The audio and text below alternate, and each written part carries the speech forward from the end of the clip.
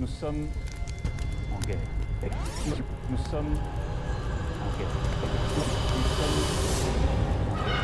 Nous sommes en guerre. Madame, mademoiselle, monsieur, il y a le feu. Macron a mis la France à feu et à sang. Notre pays régresse, se fracture, se déconstruit, se décivilise. Après le cri d'alarme sans précédent des Gilets jaunes, c'est dorénavant au tour des militaires, puis des policiers, de nous mettre en garde face aux menaces réelles de guerre civile. Et déjà partout, sur le territoire français, des quartiers font sécession, les violences se répandent, oui, il y a le feu. La gestion chaotique de la crise sanitaire débouche sur une situation économique catastrophique. La France est en guerre contre le coronavirus, assène Emmanuel Macron. Et pendant ce temps, 10 ministres, 10, dont celui de la Justice, désertent leur poste pour pantoufler dans les conseils régionaux. Le ministre de l'économie, lui, parcourt les plateaux pour faire la promotion de son livre de souvenirs. Aux yeux de tous, aux yeux du monde, nous sommes dramatiquement dirigés par une bande d'amateurs inconséquents, incompétents et donc impuissants. Oui, il y a le feu. Depuis plus de 7 ans déjà, nous avons construit, grâce à vous, un môle de résistance libre, indépendant, capable de couvrir la voie des fanatiques et complotistes du politiquement correct. À Macron qui dit qu'il n'y a pas de culture française, nous opposons invités et émissions culturelles et historiques. À ceux qui attaquent la famille, la filiation, nous opposons une nouvelle émission pour les femmes et les enfants d'abord. À ceux qui se réjouissent du déclin technologique français, nous opposons encore une nouvelle émission, cette fois-ci scientifique. À ceux qui propagent la doxa sur le Covid, nous opposons un regard sérieux, expérimenté, notamment à travers notre journal télévisé. Partout où il y a le feu, nous montons en première ligne contre les pyromanes. Grâce au succès incontestable de TV Liberté, avec une progression de 165% du nombre de vues de nos programmes en un an, ils ne réussiront plus à nous faire taire, à vous faire taire. La presse alternative est devenue un rempart aux théories minoritaires indigénistes qui s'installent dans les médias, dans l'enseignement et dans le monde politique. Le modèle alternatif que nous avons créé est à l'origine d'une formidable dynamique qui s'étend dorénavant à d'autres médias. Dans les prochains mois, TV Liberté va avoir une mission historique à mener, faire gagner, sans parti pris, les forces de redressement, les défenseurs sincères de la France et de notre civilisation. Cette mission, nous allons la mener ensemble, côte à côte, et coûte que coûte, parce que nous voulons peser en 2022 en conciliant tous les talents, en portant tous les projets de renouveau de la France. Nous avons besoin de votre aide. En raison de la crise économique, en ce milieu d'année, au moment où je vous parle, notre manque de ressources se chiffre à 58 000 euros. 58 000. Nous avons donc, et nous faisons donc, appel de toute urgence à votre générosité pour permettre à TV Liberté de passer l'été, de faire face à ses engagements financiers, d'avoir les bases pour construire, bâtir les programmes et les émissions. Nous avons donc concrètement besoin de 580 personnes qui versent en moyenne 100 euros, et cela avant la fin de ce mois. Aidez-nous à atteindre ce but. Avec tous ceux qui ont le désir que vive la France, nous allons faire grandir notre influence et porter haut et fort vos idées et vos aspirations. Notre projet est un combat. Nous avançons et progressons à pas de géant et quand on veut nous faire taire, on passe à l'attaque. Alors oui, il y a le feu. Alors oui, à l'attaque.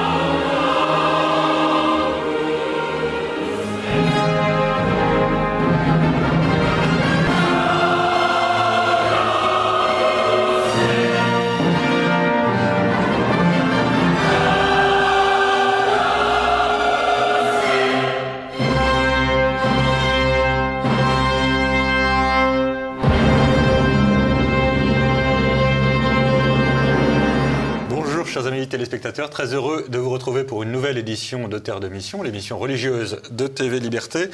Au programme aujourd'hui, nous allons parler avec l'abbé Claude Barthes des menaces qui pèsent sur Summorum Pontificum. Puis je recevrai Luc Demoutier par téléphone, qui est un artiste qui participe à une collection qui s'appelle Art et Philosophie, la collection éditée par l'Institut de Philosophie Comparée. Et enfin, comme je le fais souvent en ces périodes un peu de confinement plus ou moins déconfinées, je vous proposerai des pistes de lecture, notamment pour les vacances à venir. Mais tout de suite, je voudrais vous inviter, chers amis, à prier pour le salut de l'âme de l'abbé Aulagnier qui nous a quittés, qui était venu plusieurs fois sur ce plateau de télévision. Et donc, évidemment, nous perdons un prêtre et nous prions Dieu de l'accueillir en son paradis.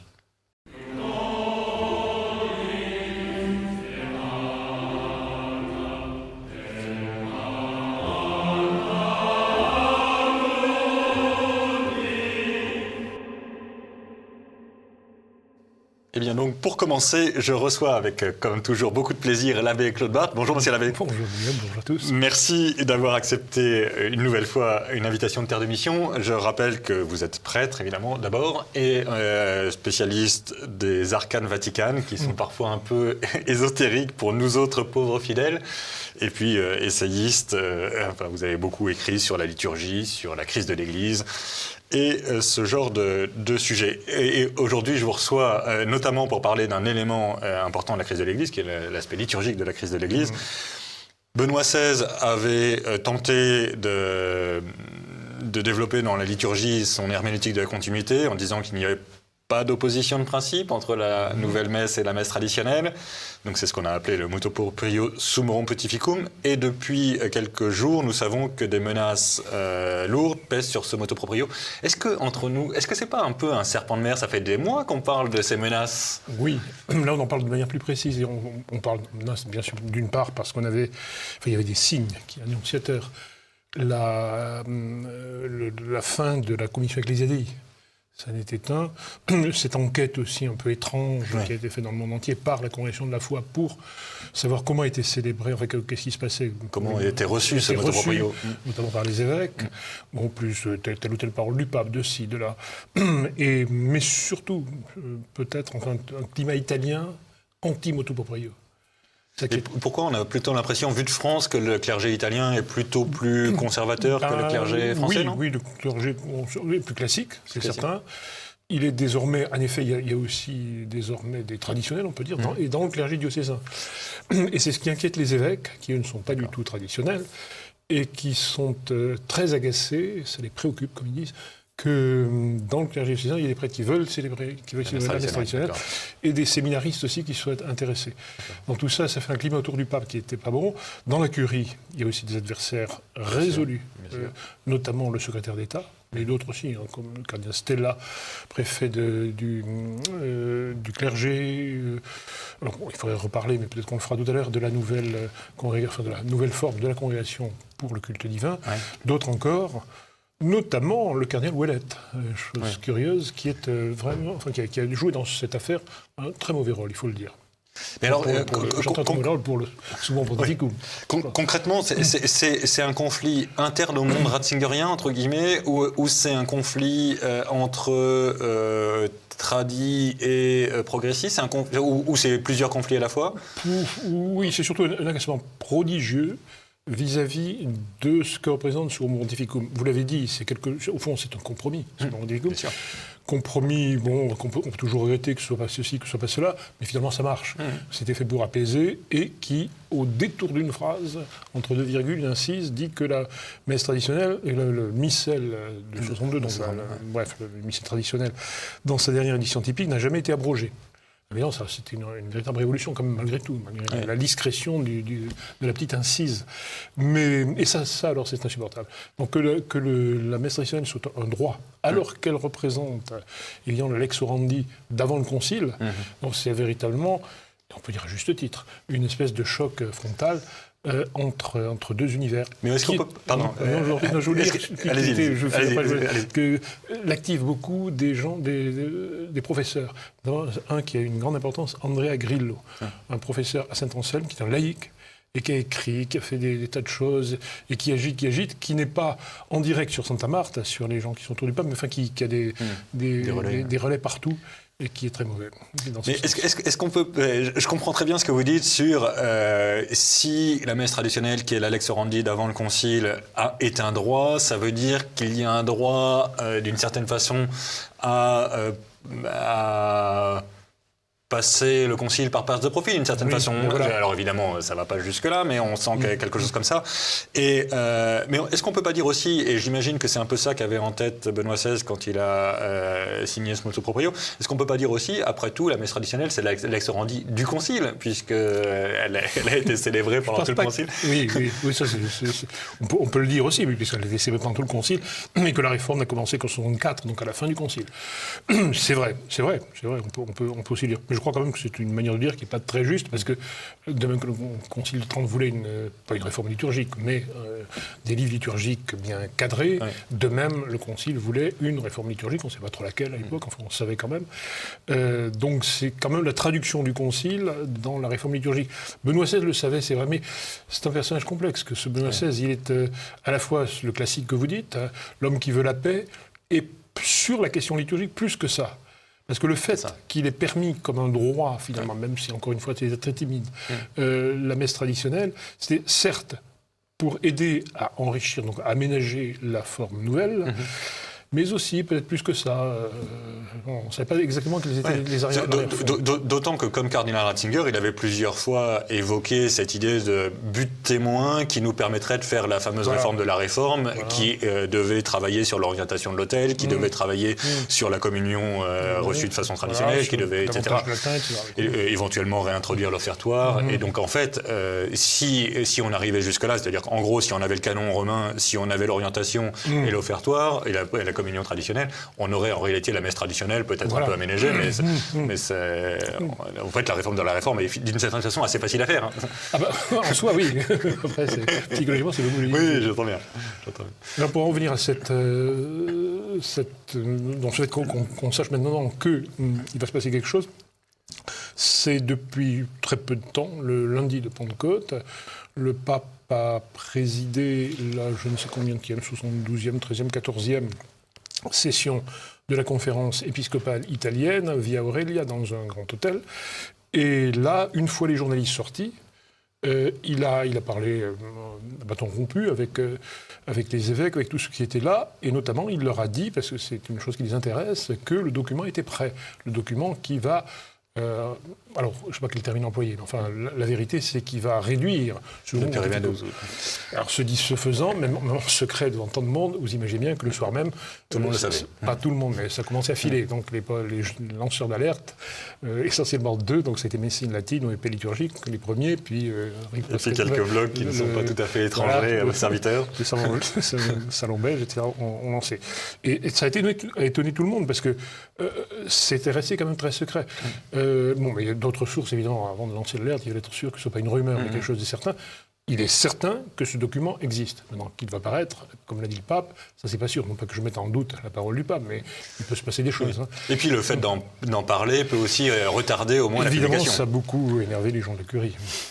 En fait, donc, pour dire ce qu'on peut savoir maintenant, c'est qu'il y a eu ce qu'on appelle, pour ça et pour d'autres choses, pour l'avenir de ceux qui restent d'Ecclésiadei, des réunions dicastères, c'est-à-dire des préfets qui se réunissent, qui sont intéressés par cette question-là. Mais enfin, ça peut rester, si on veut, très secret. C'était resté en effet très secret. Donc, voilà. Et alors, concrètement, on ne peut pas revenir en arrière. Enfin, typiquement, les prêtres diocésains qui ont appris à dire la messe traditionnelle, qui y ont goûté, vont pas cesser, vont pas être interdits de célébrer la messe traditionnelle. Alors, dans un premier temps, c'était le cas. D'accord. Autant qu'on sache, bien sûr, puisqu'il y a eu plusieurs moutures. Dans un premier temps, seuls les spécialisés, le ghetto, si vous voulez, ecclésiadei, bien sûr la fraternité Saint-Pédis, on n'en parle pas, mais enfin, on y pense. Les instituts ecclésiadei pouvaient célébrer la messe traditionnelle. Donc, il y a eu des modifications successives. Vraisemblablement, ça venait de la Congrégation de la foi, qui essayait quand même d'aménager, puis d'autres. Peut-être même des évêques diocésains. Et, in fine, donc, ce qu'on sait du document tel qu'il était le 24 mai, maintenant, au jour d'aujourd'hui, j'en sais rien, et puis demain, je sais encore moins, bien entendu. Il y a une espèce de photographie de ce qui se passe actuellement, qu'on ne bouge pas. C'est-à-dire les ecclésiadei peuvent célébrer la messe et les sacrements, ce qui n'est pas le cas au début. et les prêtres diocésains qui célèbrent actuellement peuvent continuer. Parce qu'ils sont considérés comme ayant une permission. Et ceux qui voudraient devraient demander une permission à l'évêque. Doivent demander une permission à l'évêque, non pas au pape, mais à l'évêque. Mais ça, c'est une idée des Italiens, prélats, etc., et de Grillo, c'est qu'on doit bien faire rentrer sous mon pontificum, enfin la messe traditionnelle, sous l'autorité des évêques. Qu'elle n'a jamais quitté, puisque c'est quand même toujours les évêques qui, in fine, je crois qu'en France, on peut le dire, sous mon pontificum en soi, c'est-à-dire que les curés répondent en direct à une demande des fidèles, ça n'existe dans aucun diocèse sauf un, le diocèse de Fréjus-Toulon. Partout ailleurs, on s'adresse à l'évêque, finalement, qui donne la permission. Mais cela dit, c'est arrivé quand même, typiquement, moi je pense au diocèse de Nanterre, il y a des curés qui ont lancé, évidemment j'imagine qu'ils en ont parlé à leur évêque avant, oui. mais... non, vous avez raison. Et en tout cas, ça avait quand même un avantage de pacification, parce que si c'est un droit, on peut... Ça change tout. Du point de vue juridique, surtout psychologique. Absolument. Et le fait de réduire les ailes au texte, évidemment, aussi psychologiquement, est catastrophique. Sera catastrophique si ça sort. Il faut faire des prières pour que ça ne sorte pas. Mais est-ce que, en mettant les choses au pire, donc le texte sort, est-ce que, de votre point de vue, ça peut aider à clarifier un certain nombre de questions, typiquement sur la nécessaire réforme de la réforme, ou est-ce que ça rend encore plus compliqué la réforme de la réforme ? Actuellement, ça la rend très compliqué. La réforme de la réforme, au plus haut niveau, il y a eu des idées, si on veut, mais jamais de mise en œuvre. Sauf quelques initiatives du cardinal Canizares et quelques paroles du cardinal Sarah. Mais de fait, il n'y a jamais eu d'acte.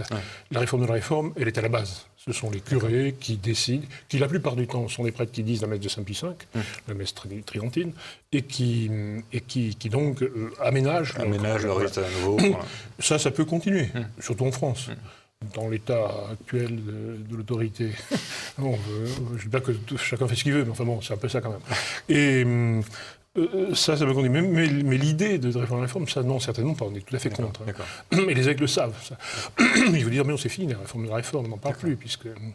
Et donc pour eux, Benoît XVI, c'était une parenthèse dans l'histoire pontificale. Une parenthèse, mais que... D'une certaine façon, une parenthèse miséricordieuse, comme disait l'autre. Non, mais ce que je veux dire, c'est qu'ils sont quand même de vieux routiers. Ils savent que les parenthèses se suivent. Donc c'est peut-être aussi, ce que nous vivons est peut-être aussi une parenthèse. Oui, c'est ça. Et je pense que dans un certain nombre de prélats, même de hauts prélats, ont les yeux fixés sur l'avenir, notamment quand ils donnent des petits coups de pouce pour que cette affaire-là soit sinon enterrée, en tout cas à maximum. Oui. Mais c'est pas dit qu'ils y arriveront. Bon, écoutez, merci beaucoup, Monsieur Labbé, de ces éclairages et chers amis téléspectateurs, que vous soyez ou non d'ailleurs habitués à la messe traditionnelle, vous pouvez vous joindre à nous pour prier pour que ce texte ne voit pas le jour, parce que ce serait a priori une mauvaise nouvelle pour la guerre liturgique qui serait ainsi ranimée, et puis accessoirement, comme l'Europe est en situation assez catastrophique du point de vue religieux, ça serait bien qu'on concentre nos énergies sur autre chose que la guerre liturgique. Merci, Monsieur Labbé. Merci.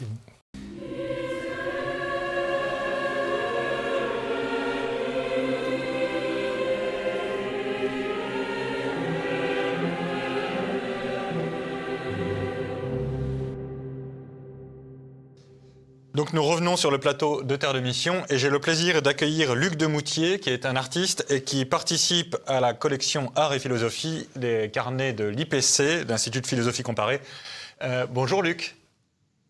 Bonjour. Donc nous ne sommes pas physiquement au même endroit, vous êtes par Skype, j'explique ça juste pour les auditeurs. Expliquez-nous un peu le projet de cette collection Art et Philosophie. Parce que c'est quand même deux domaines de l'expérience humaine qui paraissent assez éloignés l'un de l'autre. Écoutez, j'ai suivi un cours quand j'ai décidé d'arrêter mon métier d'ingénieur pour me consacrer à l'art en 2006. J'ai suivi un cours d'anthropologie philosophique au Centre Sèvres. D'accord. Et dès la première séance, le professeur a eu des mots qui m'ont permis de mettre une parole sur une intuition que j'avais. Quand je faisais des portraits, je ne voulais pas montrer façon trop importante les yeux, je voulais juste les suggérer. Et le professeur citait Gilbert Durand, qui disait « La véritable icône est instaurative d'un sens, la simple image qui n'est que copie du sensible se pervertit bien vite en fétiche ou en idole. L'image qui propose un chemin à l'imagination est une icône, l'image qui enferme dans un imaginaire était une idole. Intéressant. Et ces quelques mots m'ont permis d'aller très très loin et beaucoup plus loin et guident mon travail tous les jours. Et un beau jour, on se réunissait avec le bureau du CNFAP et on se posait des questions sur quelle exposition on allait organiser. Et au bout d'un moment, je n'étais pas vraiment satisfait des thèmes qu'on nous proposait et j'ai suggéré de rencontrer des philosophes pour que cela puisse nous aider à guider notre activité. D'accord. Et là, ça a été un accord, et c'est comme ça que ces rencontres entre philosophes et artistes sont parties. D'accord. Alors, juste pour préciser, le CNFAP, c'est quoi? Alors, c'est le Centre national des arts plastiques français. D'accord. C'est une association assez importante qui a été créée à la fin des années 50. D'accord. Et donc là, vous rencontrez des philosophes à l'IPC. Les philosophes de l'IPC ne sont pas les philosophes de la Sorbonne, par exemple. Est-ce qu'il y a une relation particulière avec cette recherche, ce qu'on appelle le réalisme thomiste, qui est très recherché à l'IPC? Est-ce que vous êtes particulièrement sensible à ce que le beau soit la splendeur du vrai, comme disait Maritain, par exemple? C'est surtout deux personnes avec lesquelles je suis parti et qui sont des amis, en fait. D'accord. Il se trouve que ce sont deux professeurs à l'IPC, mais ce sont surtout des amis qui ont une sensibilité toute particulière à propos de l'art. Pierre Durand est très sensible à tout ce qui est théâtre, il est aussi critique de théâtre, et Romain Gaillac réalise sa thèse sur l'art aussi. D'accord. Donc c'est plus avec deux personnes que je me suis lancé dans cette aventure. D'accord. Et quand on dit art et philosophie, j'allais dire, vous arrêtez au naturel, c'est-à-dire à ce que la raison peut atteindre d'elle-même. Est-ce que donc le goût artistique de chacun peut obtenir de lui-même, ou est-ce que vous allez jusqu'à la théologie? Parce que vous parliez à l'instant d'icônes. Évidemment, ça fait irrésistiblement penser à ces débats qui ont été très importants dans la formation de l'art chrétien sur les icônes, hein, le débat de l'iconoclasme et de Nicée II. Est-ce que vous allez jusqu'à la théologie, ou est-ce que vous vous interdisez de toucher à ces questions un peu dangereuses, en quelque sorte? Non, on ne s'interdit pas, mais on choisit les thèmes de l'année avec le bureau du CNFAP. D'accord. Qui est un organisme totalement aconfessionnel. Et donc, nous choisissons un thème, et ça se déroule en 5 séances, et chaque séance décline ce thème. Par exemple, il y a 1 an ou 2 ans, on a travaillé sur l'inspiration. Et donc, il y aura un carnet de philosophie qui sera autour de l'inspiration. Des 5 conférences proposées par nos 2 amis philosophes, et aussi des œuvres d'art des artistes qui participent à ces réunions. D'accord. Et les artistes, c'est indifféremment des auteurs de pièces de théâtre, des sculpteurs, des peintres, ou vous êtes un peu spécialisé, entre guillemets, du point de vue artistique? On n'est pas spécialisé, les artistes viennent ceux qui veulent. D'accord. Alors bien entendu, le CNFAP a un carnet d'adresses avec des peintres, des sculpteurs, des photographes, des graveurs. Donc, plus naturellement, on touche. Mais petit à petit, il y a d'autres personnes qui s'agrègent et qui viennent dans ces rencontres. L'impression que j'ai... Pardon de le dire aussi brutalement, mais l'impression que j'ai, c'est que depuis, en gros, les années 30, j'ai évoqué tout à l'heure Maritain, que je connais un peu mieux que d'autres, on a l'impression que ça fait un moment qu'il n'y a plus trop de discussion entre la philosophie et par ailleurs l'Église, mais ça c'est un autre sujet, et d'un côté et l'art de l'autre. Est-ce que c'est une impression, ou est-ce que ce que vous faites est un peu original et d'autres... Est-ce qu'il y a d'autres initiatives de ce type-là, ou est-ce que ce que vous faites est vraiment est rare à notre époque? Moi j'ai l'impression que c'est assez rare, mais j'avoue que je ne connais pas assez bien. J'en connais pas d'autres. J'en connais pas d'autres, mais je suis très souvent, et la plupart du temps dans mon atelier, comme vous pouvez le voir. Ouais. La sculpture demande énormément de temps, donc je n'ai pas une culture très universelle, mais je crois qu'on est assez seul. En fait, Pierre Durand, qui est un ami de longue date, un jour on avait eu cette discussion et on s'était dit, la philosophie sans l'art court le risque de la désincarnation, de devenir totalement intellectuel et donc de devenir totalement néfaste. Ouais. Et Presque là, luciférienne, sans la désincarnée au philosophie, sens. court un autre risque. C'est le mot de Pierre. L'art sans la philosophie court le risque du désastre. Du désastre, c'est-à-dire ne pas avoir d'astre, ne pas savoir où aller. Et participant quelquefois à des expositions, j'étais sidéré de voir l'énergie, le talent développé pour aller nulle part. Ouais. Je me rappelle d'un sculpteur qui revisitait tout Rodin en remplaçant les personnes par des singes. Alors qu'il avait dépensé un temps, une énergie, un talent pour faire tout ça. Mais il n'y avait aucun sens. Oui, tout à fait. Je vois très bien effectivement les deux risques. Le risque de désincarnation de la philosophie saute aux yeux, au moins à ceux qui font un peu de philosophie, et le risque d'art pour rien, je peux imaginer assez facilement ce que ça veut dire, oui. Mais de fait, pour ça me paraît quand même assez... pour moi, une culture, c'est justement l'imbrication des disciplines qui gouvernent l'homme, en quelque sorte. Donc l'imagination, la raison, etc., qui doivent se rencontrer et discuter entre elles. Et à partir de ça, on bâtit une civilisation. J'ai plutôt l'impression qu'on est en train de bâtir une contre-civilisation ou autre chose, en mettant tout le monde dans un silo, en quelque sorte. Mais c'est évident. On essaye de fragmenter, de diviser. Alors, il y a un grand mot qui est la fragmentation, alors que beaucoup d'artistes utilisent. Et pour vous donner un exemple, vous voyez une sculpture et on montre la main. Alors on se dit, ben voilà, le sculpteur a fait la main à côté. Alors que quand on connaît un tout petit peu la sculpture, eh ben, bien entendu, on va travailler la main et puis on va faire un moulage et puis on va rajouter la main sur la sculpture. Et donc, on essaie de tout séparer, de tout diviser, et c'est à mon avis un non-sens le plus total. Ouais.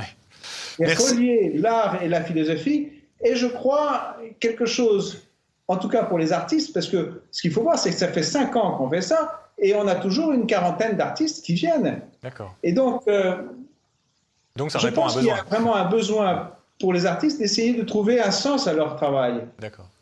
Et pour les philosophes, de se réancrer dans le réel. Absolument. Je crois que les deux disciplines, philosophie et art, sont à la recherche d'une sagesse qui est la même, d'une connaissance du monde qui est le même. Absolument. Avec des voies qui sont tout à fait différentes. Ouais.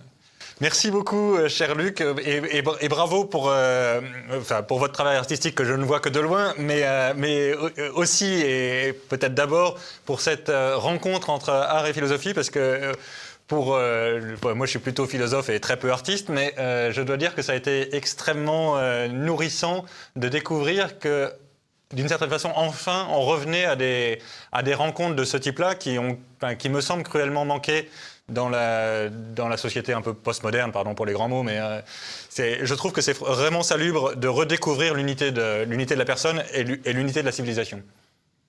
Eh bien, venez dans mon atelier, je Avec vous y plaisir. accueillerai et je vous montrerai qu'est-ce que justement ces réflexions ont amené dans ma façon d'aborder le modèle vivant, d'aborder la ressemblance, d'essayer de trouver non pas de ne pas montrer, mais de suggérer la vie avec tout simplement de la terre et du plâtre.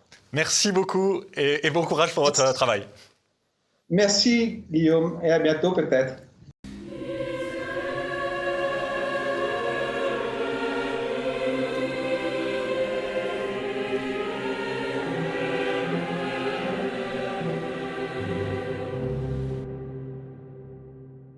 Bien, donc, nous revenons sur le plateau de Terre de Mission et comme je le fais souvent en ce moment, je vous propose quelques pistes de lecture, notamment parce que nous avons bientôt les congés d'été et que j'espère bien que nous pourrons aller lire sur la plage ou à la campagne, puisque j'espère que nous serons réellement déconfinés d'ici là. Mon premier conseil est à la fois de lecteur et d'éditeur. C'est un roman de politique fiction d'un dénommé Charles Dontaine, La Reconquête, qui est paru aux Presses de la Délivrance, donc c'est la maison d'édition que je dirige. Charles Dontaine, en fait, c'est un pseudonyme d'une personne qui connaît assez bien le système, entre guillemets, et qui vient de publier un roman qui imagine qu'on est en 2026. Emmanuel Macron a été réélu en 2022 et il fait tout d'un coup face à une coalition, d'un côté à des émeutes de banlieue et de l'autre à une résurgence du mouvement des Gilets jaunes, des Français un peu enracinés. Et pris entre deux feux, son gouvernement s'effondre. Et dans la foulée, il y a donc des élections présidentielles, naturellement. Enfin, Emmanuel Macron démissionne, il y a des élections présidentielles. Et il y a un affrontement entre, d'un côté, Christophe Castaner, soutenu par un Premier ministre déjà désigné musulman, et de l'autre côté, Marion Maréchal, rejointe par Laurent Wauquiez. Il y a toutes des péripéties pour expliquer comment on arrive à cet attelage qui n'est pas forcément évident à l'heure actuelle. Et évidemment, il faut rétablir l'ordre en France, il faut refranciser la France. Et donc, le roman tourne autour de l'effondrement d'Emmanuel Macron, donc de la situation que nous connaissons aujourd'hui, et de la reconquête, hein, d'où le titre du roman. Et cette reconquête va même aller jusqu'à la reconquête définitive, la restauration de la monarchie. Là aussi, je vous laisse deviner et découvrir comment ça va se passer. Mais c'est un roman tout à fait passionnant, plein d'anecdotes de politique contemporaine et plein d'espérance aussi. La reconquête, Charles Dontaine, aux Presses de la Délivrance.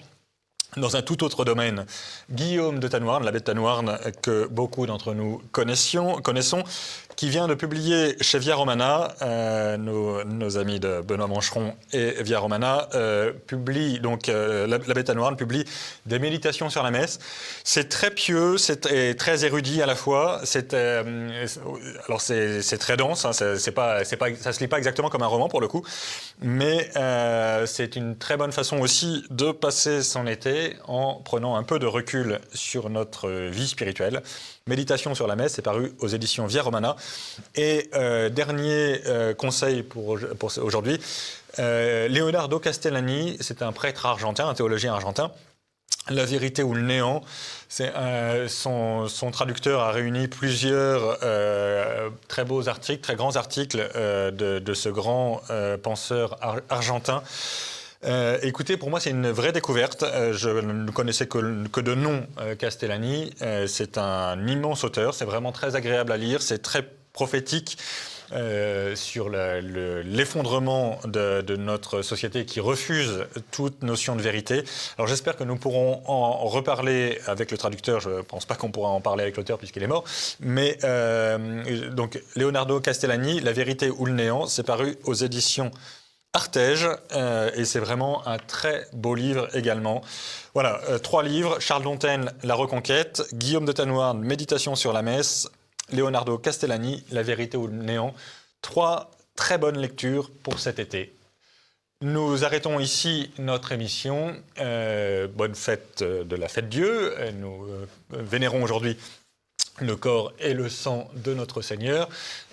Très bonne fête donc de la fête Dieu. Nous nous retrouvons la semaine prochaine et d'ici là, que Dieu nous garde.